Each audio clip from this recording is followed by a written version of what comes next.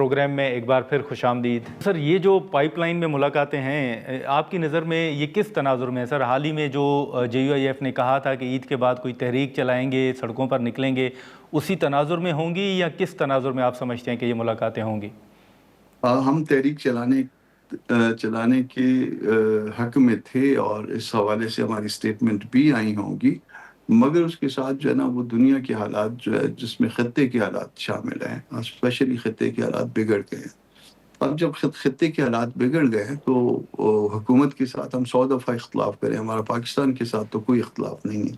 پاکستان ہمارا ملک ہے، ہمارا وطن ہے، اور جب تو کوئی وطن کے اوپر جو ہے نا کوئی اس وقت مشکل صورتحال ہو، اس میں جو ہے نا ہم مزید مشکل نہیں پیدا کریں گے۔ اس پہ اجلاس ہے اور یہ معاملہ رکھا ہوا بھی ہے پشاور میں شورا کے اجلاس میں۔ الٹیمیٹلی فیصلہ تو شورا کرے گی، مگر میں ایک اپنی رائے، اپنی ذاتی رائے جو ہے نا وہ دے رہا ہوں کہ جب ملک مشکل میں ہو تو وہ پھر اس صورت میں ہم ملک کے لیے کوئی مسئلہ پیدا نہیں کرنا چاہیں گے۔ اچھا، لیکن کامران صاحب یہ جو PTI کے ساتھ بیچ میں بڑے رابطے تھے، ملاقاتیں تھیں، کیا وہ رابطے منقطع ہو گئے ہیں سر یا ابھی بھی کوئی رابطے ہیں؟ نہیں، رابطے یقیناً ہیں، اور اپنا مولانا صاحب کے ساتھ براہ راست رابطے ہیں۔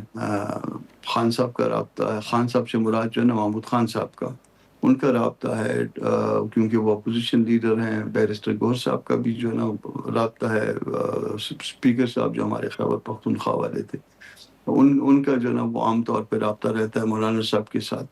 تو ہیں رابطے، مگر وہ اتنا آج کل وہ ایکٹیویٹی جو ہے نا وہ میرا خیال ہے ان کے پارٹ پہ بھی نہیں ہے کوئی زیادہ۔ وہ آج کل جو ایکٹیویٹی ہے وہ کوئی فورس بنا رہے ہیں خیبر پختونخوا میں، پتہ نہیں، وہ سنا ہے کہ 1 لاکھ لوگ انہوں نے رجسٹر کر لی ہیں، شاید 10 لاکھ کا ان کا پروگرام ہے۔ تو وہ جو ٹربلز انوائٹ کر رہے ہیں، اگر ہم سے مشورہ مانگتے تو ہم یہ کہتے کہ ٹربلز انوائٹ نہ کریں۔ یہ جو سر رہائی موومنٹ یا کمیٹی کا آپ ذکر کر رہے ہیں، یہ ایک فورس جس کو کہہ رہے ہیں کہ جس میں 1 لاکھ لوگ رجسٹر ہو گئے، اور اسکولز میں اور کالجز میں، یونیورسٹیز میں جو جا رہے ہیں اور ینگسٹرز کو، تو یہ میرا خیال ہے کہ یہ کل خدا نخواستہ نقصان کا باعث نہ بن جائے۔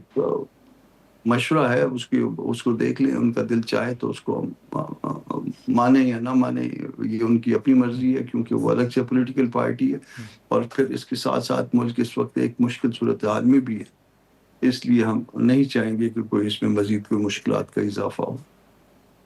اچھا کامران صاحب، ایک آخر میں سر مختصر سوال ہوگا کہ یہ جو خان صاحب کے حوالے سے بیچ میں مذاکرات ہوئے، مذاکرات ختم ہو گئے، ملاقاتوں پر پابندی، سر ابھی تک اس حوالے سے PTI کے تحفظات جو ہیں وہ برقرار ہیں۔ آپ کوئی ملاقاتوں کے حوالے سے آپ کو کوئی بریک تھرو نظر آ رہا ہے یا مذاکرات کے حوالے سے آپ معاملات آگے بڑھتے ہوئے دیکھ رہے ہیں؟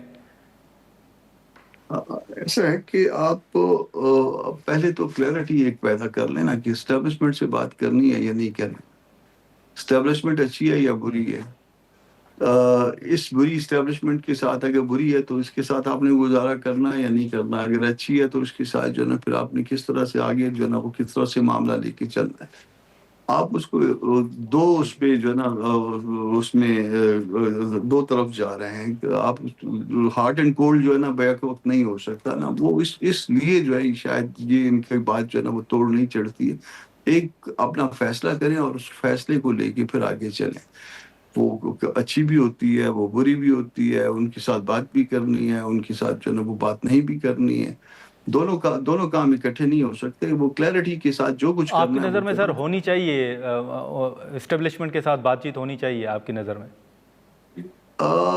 میں تو صرف وہ اس بات، میں ایک وکیل ہوں پیشے کے حوالے سے، اور میری زندگی پہ، میری سوچ پہ جو ہے نا وہ لیگل چھاپ ہے۔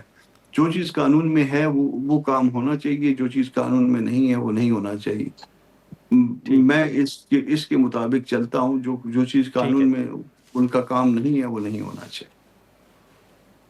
چلیں ٹھیک ہے۔ کامران مرتضیٰ صاحب بہت شکریہ سر آپ کا وقت نکالنے کا۔ ناظرین، سینیٹر کامران مرتضیٰ صاحب کی گفتگو آپ نے سنی، جو حال ہی میں کچھ ملاقاتیں ہوئیں اور جو JUIF کی اسٹریٹجی ہوگی اس حوالے سے ہم نے گفتگو کی۔ یہاں پر ایک مختصر سا بریک لیں گے اور بریک کے بعد پیپلز پارٹی کے سینئر رہنما قمر زمان کائرہ صاحب ہمیں جوائن کریں گے۔